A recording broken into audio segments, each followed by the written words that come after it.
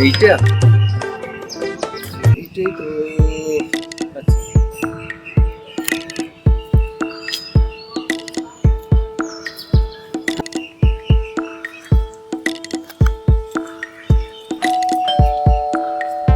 কেউ আছেন?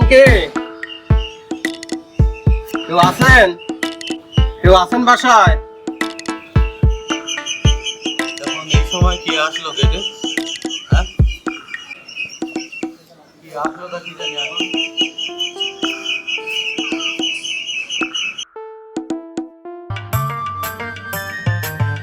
আসসালামু আলাইকুম। ওয়ালাইকুম আসসালাম।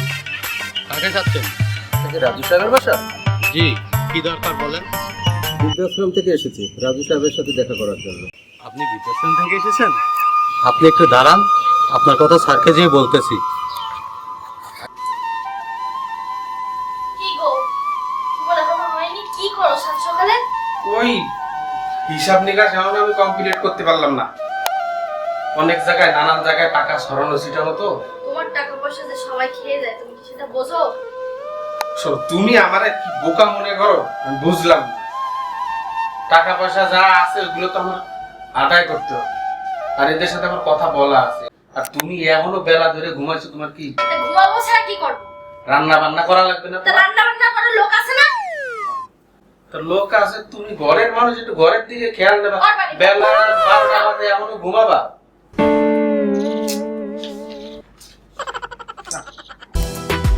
আসবো। সবুজ আসো আসো।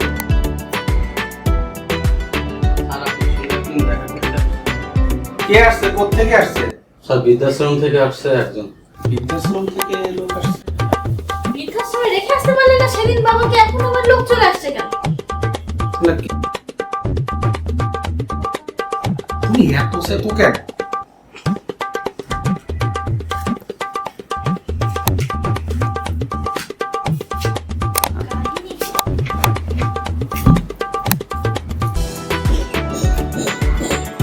কালকে বলছি আপনার কথা, এখানে এসে বসেন।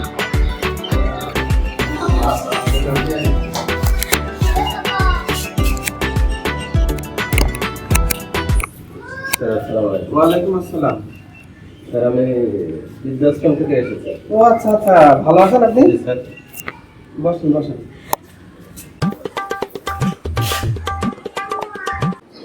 এই সবুজ, চেয়ারটা নিয়ে আসো তো।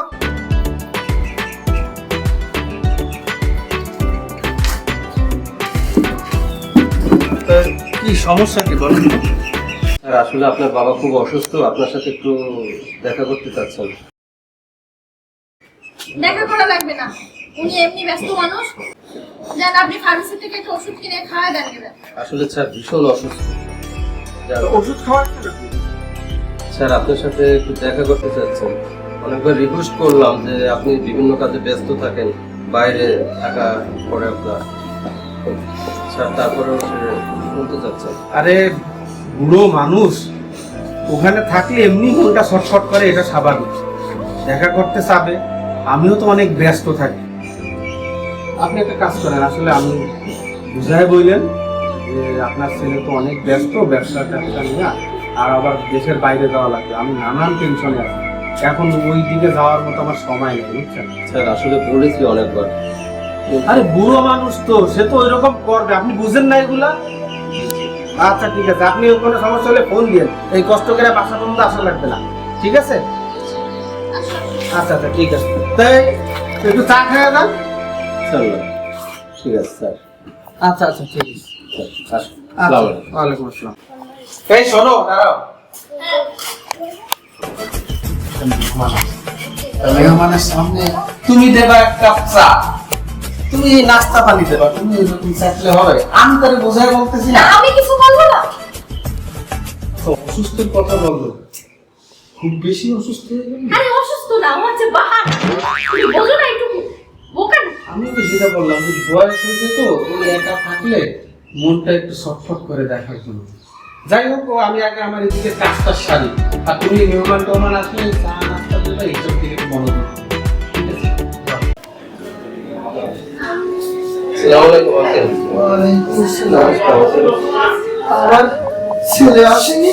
আসলে উনি তো অনেক ব্যস্ত, বিভিন্ন কাজে থাকে, বুঝছেন? বলবো আপনি ওনার জন্য দোয়া করবেন আঙ্কেল। আসলে উনি বিভিন্ন কাজের জন্য ব্যস্ত থাকে, সেদিন আসতে পারেনি। আমার ছেলে এত ব্যস্ত, এত কাজ, একটু আমাকে দেখতে আসার সময় পাইল না। আপনার আঙ্কেল ওনার জন্য দোয়া করবেন। আমি তো আর বাঁচবো না বাবা। কাঁদেন না আঙ্কেল, কাঁদেন না, ওনার জন্য দোয়া করবেন।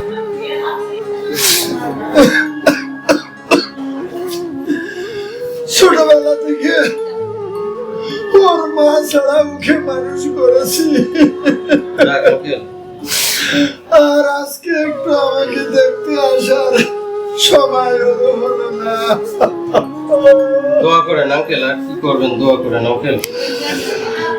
এই বাবা, খেয়ে না খেয়ে যাকে কোলে পিঠে করে মানুষ করলাম, এ আল্লাহ, সে একটি বারো আমাকে দেখতে আসার সময় পেল না। আমার দাদু ভাইটাকে আমি কতদিন দেখি না। ভালো আছে? আমি আবার আমার দাদু ভাইকে দেখতে অবশ্যই পারবো। দেখতে পারবেন আঙ্কেল, অবশ্যই। আমার আপনি দাদু একটু- ভাইকে আমি মিয়া ভাই বলে হ্যাঁ ডাকতে হ্যাঁ, পারবো। অবশ্যই অবশ্যই অবশ্যই। হ্যাঁ। থাকেন আঙ্কেল, কান্দুন, থাকেন। আসসালামু আলাইকুম।